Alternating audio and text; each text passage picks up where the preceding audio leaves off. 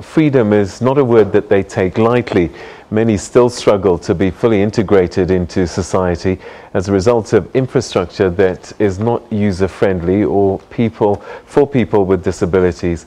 There's been a drive by the Nelson Mandela Bay Metro to intensify their efforts to accommodate those living with disabilities. An ordinary day at the Lonwabo School for the Physically Challenged in Port Elizabeth. Learning and teaching running smoothly. These children are hoping for a bright future.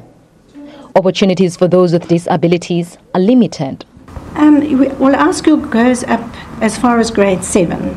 So thereafter, some of our learners are able to go on into the high school that caters for the physically disabled, the local high school, because then they can go through to matric.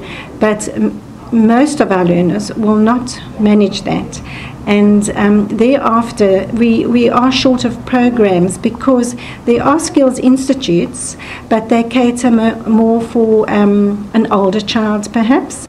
1994 saw a new South Africa that came with many promises of transformation. People living with disabilities would not be forgotten. Previously we did not have people that could come out to do things for themselves. People believed that people with disabilities were just to sit at home and wait for the grants. But now people are going to school, people are studying at tertiary institutions, and people are getting employed wherever they want to. The Nelson Mandela Bay Municipality has adopted a campaign to create disability awareness. The tourism department is working on transforming the city, making it more friendly for tourists and locals living with disabilities. It's so important for cities to design for disability. And what I mean by that is when you build a road, you must have disability in your mind, in your design, before you go and construct a sidewalk or a zebra crossing, pedestrian crossing. You must understand what the challenges are for people with disabilities. And that requires a massive cultural and mindset shift. The Association for the Disabled says 90% of people living with disabilities are unemployed.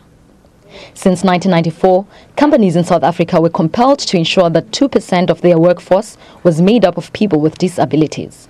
This percentage has increased to 7%. Anda Ngonji, SABC News, Port Elizabeth. Cabinet says that it did not discuss the country's economic outlook in its first meeting since President Zuma's cabinet reshuffle.